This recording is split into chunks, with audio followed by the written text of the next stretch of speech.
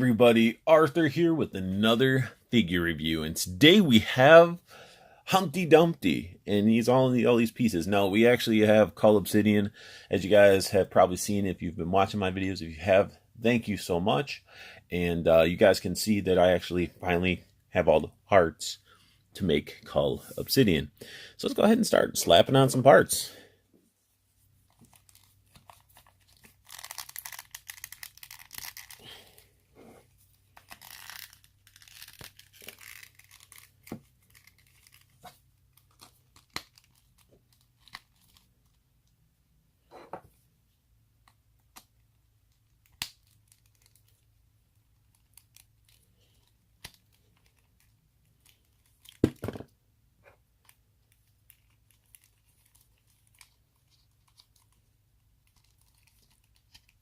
Trying to get the little head on the little...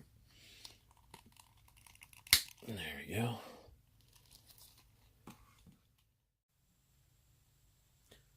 Cull Obsidian is just disgustingly awesome. Like, oh my god, they did such a good job with these figures, and this build of figures are just getting better and better. And this guy is massive. He is massive. I mean, before I even get into the figure, I'm just going to show you how massive he is. Oh, he's about to tip back. Because you got to get him all balanced and stuff. But look at him. He just towers over Cable. Like, that is so awesome. So let's go ahead and dive in, take a closer look. Take his hammer out. So his hammer is made out of really hard plastic. Definitely hard plastic. And sculpted really nice.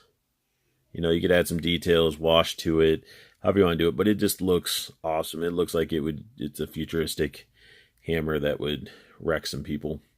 And it even looks like it could transform. It could do a lot of things, because I do believe in the movie. Hopefully I'm not spoiling it for anybody. If you are, this is going to be a spoiler. Just giving you that heads up. But I think it like can turn into a grappling hook and stuff like that. So it would have been cool to have like a chain, but I might end up doing that myself. I might get a real chain and then like drill some holes and like attach it and stuff, which I think would look pretty awesome. The figure itself, very hefty, very sturdy, very nice feeling, and this is the first time in a while that I picked up a Build-A-Figure and he feels heavy and just a very, very solid figure. The head sculpt is beautiful. Everything about this head sculpt, the details, the washing, the paint choices, his little beady gold eyes look just phenomenal. Look at that. Like, it's just, it all goes so nicely together. I love his top part. He's just like, hey, I'm a dragon man and I will wreck your world. Like, it is so awesome.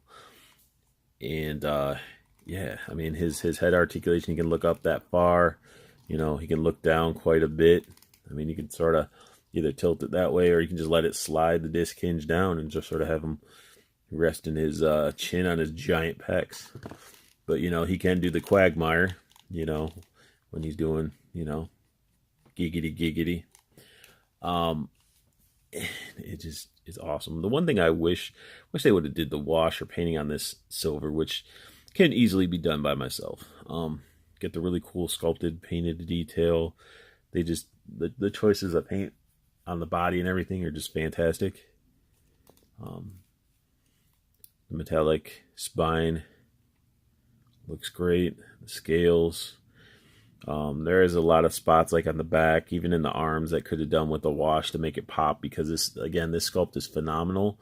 I wish they would have done a little bit more to make it pop, because even you can see on the back of the arms, all this detail just going to waste. Like, you can see it with the light hitting it and everything, but it's just nothing that's painted on. Like, these could have been painted a little like horn things coming out. But I guess for cost and all that. Now, his little armor piece, it is plugged into the chest, as you can see, and it plugs into the back, so it does have some sort of movement, and you can take it off if you really want to. His arms, you know, they can go up only that far because of these horn things. They sort of stop it. He has bicep swivel, full range of rotation on this, and then his single jointed elbow because he's a ginormous figure. Rotation at the wrist, and he does have wrist bend. His actually,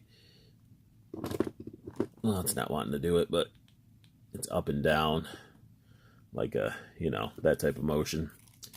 And then this one is just the wrist bend. So fresh figure just put together, so joints are going to be tight, you know. He does have an ab, sort of like ab crunch, and it works very well. Very, very well. Even when he leans back, you know, it doesn't look horrible. Then when he leans forward, I mean, it gets a little smooth, but still there's no line or hole, which is great. So definitely a nice figure. Then you get down to the sculpted belly. It looks like he was, you know, he used to be bigger and he lost some weight and has that extra skin right there. But his little skirt thing, painted brightly silver. The gray looks great underneath. I just, again, wish there was been a little bit of wash or a little bit more paint. And then even when you get into some parts on the back, you can see that the paint, you know, wasn't painted on thick enough. It's very thin there. It's missing in spots there. But it's a little skirt hiding his, wow, he actually has a smooth little bum. Let's see if I can get this back to rotate back around. It was all loose, and then I wanted to show the bum, and it got all crazy. All right, there we go. He can do crazy splits, like really good splits for such a Build-A-Figure. You know, he's got the thigh cut, which thigh cut, it's not bad. You're not really breaking up too much sculpt detail and everything, so it can work. He does have the double jointed knees, and he has ankle bend and rotation on his weird little dino alien feet. But I just love the sculpted detail and the armor on the knees. Looks really good. And I love how each leg is different. This one has armor, this one doesn't. You know, they didn't just replicate on both sides. Same with this one. Like this guy sort of balances out this because he has armor here, none there, and none there. But he has it on his hand. So